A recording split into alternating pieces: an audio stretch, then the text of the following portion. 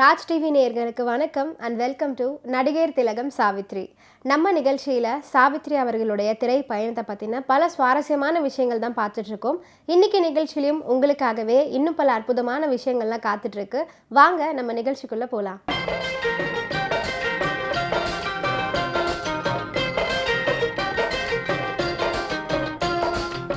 1962ஆம் ஆண்டு வந்த பொங்கல் ரிலீஸ் திரைப்படம் சிவாஜி கணேசன், ஜெமினி கணேசன், சாவித்ரி, சவுகார் ஜானகி கெரியரில் மிக முக்கியமான ஒரு படம் அப்படின்னே சொல்லணும். ஏவிஎம் ப்ரொடக்ஷன்ஸ் தயாரிக்க சிவாஜி, ஜெமினி, சாவித்ரி, சவுகார் ஜானகி நடித்த பார்த்தால் பசித்தீரும் திரைப்படம் மிக பிரம்மாண்டமான வெற்றியை பெற்றது, பெரும் வசூலையும் குவித்தது. இந்த படத்தை மறக்க முடியாததற்கு இன்னொரு முக்கிய காரணமும் இருக்கு.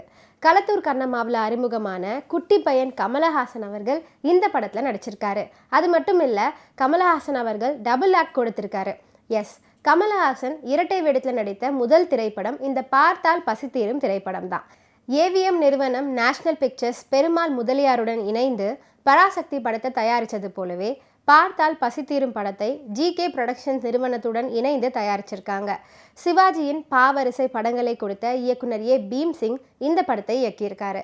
படம் முழுக்க காட்சிகள் கனமாகி கொண்டே இருக்க அந்த காட்சிகளுக்கெல்லாம் வசனங்கள் தூண் போல அமைந்தன. ஆரூர்தாஸ் அட்டகாசமாக கதை வசனம் எழுதியிருக்காரு. கவியரசர் கண்ணதாசன் அவர்கள் அனைத்து பாடல்களையும் எழுதியிருக்காரு. மெல்லிசை மன்னர்கள் விஸ்வநாதன் மற்றும் ராமமூர்த்தி இசையமைச்சிருக்காங்க. இந்த படத்தை பற்றிய இன்னொரு சுவாரஸ்யமான தகவலும் உண்டு. இந்த படத்துக்கு பூஜை போடப்பட்ட போது காமராஜர் தமிழக முதல்வராக இருந்தார். பட பூஜையை பிரம்மாண்டப்படுத்த நினைத்த ஏவிஎம் செட்டியார் அவர்கள் பூஜைக்கு காமராஜரையும் அழைத்தார்.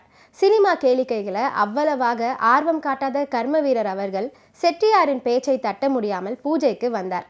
பூஜையெல்லாம் முடிந்த பிறகு படக்குழுவினர் காது படும்படியாக பேசிய காமராஜர், பார்த்தால் பசித்தீரும்னு படத்துக்கு பேர் வச்சிருக்கீங்க, இந்த படத்தை பார்த்தா படத்தை எடுத்தவங்களுக்கு பசித்தீரும், நடித்தவங்களுக்கு பசித்தீரும், ஆனால் படத்தை பார்க்கும் மக்களுக்கு பசி தீர ஏதாச்சும் வழி இருந்தால் சொல்லுங்களேன் என்று சொல்லிட்டு சென்றாராம்.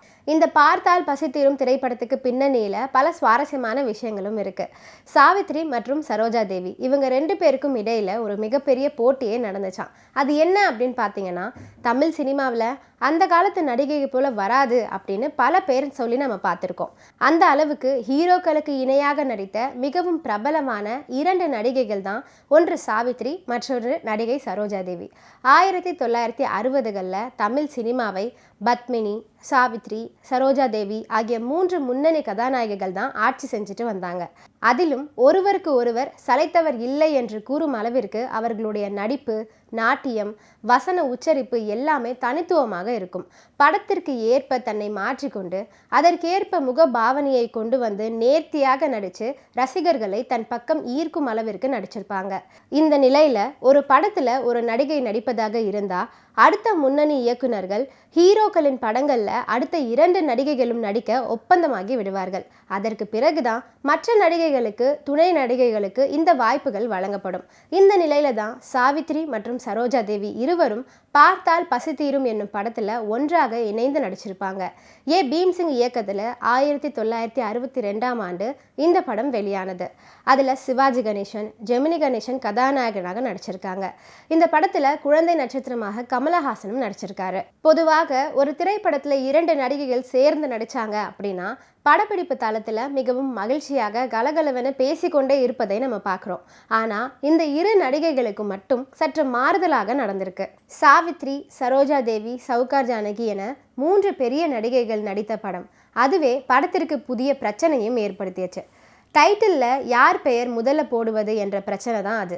சாவித்ரிக்கும் சரோஜா தேவிக்கும் உச்சக்கட்ட சச்சரவுகள் நடைபெற்ற நேரம் தான் அது. சினிமா மார்க்கெட்டில் யாருக்கு அதிக சம்பளம், அந்தஸ்து, கௌரவம் என்பதில் பலத்த போட்டி நிலவியது.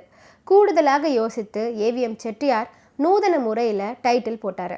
உங்கள் அபிமான நட்சத்திரங்கள் நடிக்கும் என்று எழுதப்பட்ட கார்டில் முதல்ல சரோஜா தேவி, அடுத்து சிவாஜி கணேசன், 3ஆவதாக ஜெமினி கணேசன், 4ஆவதாக சாவித்ரி என புகைப்படங்களை காட்டினாங்க. மறக்காம KA Thangavelu, M Saroja, Sowcar Janaki, CK Saraswati, 2 வேடங்களில் குட்டி கமலின் தோற்றம் ஆகியனவும் இடம்பெற்றுள்ளன.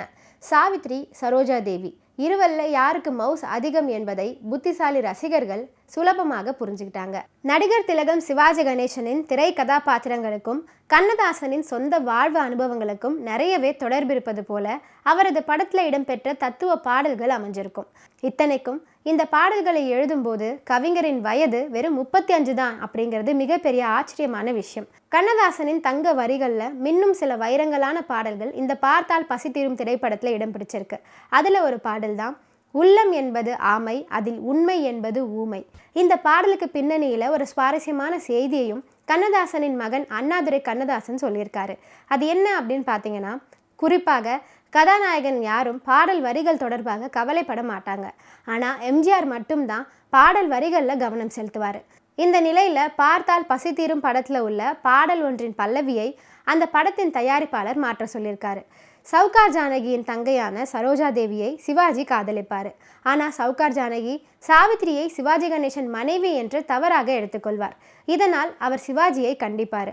அப்போது ஒரு பாடல் வரும். அந்த பாடல் தான் உள்ளம் என்பது ஆமை, அதில் உண்மை என்பது ஊமை, சொல்லில் வருவது பாதி, நெஞ்சில் தூங்கி கிடப்பது நீதி என்ற பல்லவியை கண்ணதாசன் அவர்கள் எழுதியிருக்காரு. இந்த வரிகளில் உள்ள ஊமை மற்றும் ஆமை என்பது அபசகுணம் என்ற தயாரிப்பாளர் இந்த வரிகளை மாற்ற சொல்லியிருக்காரு. எப்போதுமே சலிக்காம பாடல் வரிகளை மாற்றி எழுதி கொடுக்குற கண்ணதாசன் அவர்கள் இந்த வரிகளை மாற்றுறதுக்கு ஏற்றுக்கொள்ளவே இல்லையாம். இந்த வரிகள் அப்படியே இருக்கணும் அப்படின்னு பிடிவாதமாக இருந்தாராம். இன்னைக்கு நடிகர் திலகம் சாவித்திரி நிகழ்ச்சியில் பல சுவாரஸ்யமான விஷயங்கள்லாம் நான் சொன்னேன். இதெல்லாம் கேட்டு ரசிச்சிருப்பீங்கன்னு நினைக்கிறேன். இந்த நிகழ்ச்சியை தொடர்ந்து பாருங்கள். நன்றி, வணக்கம்.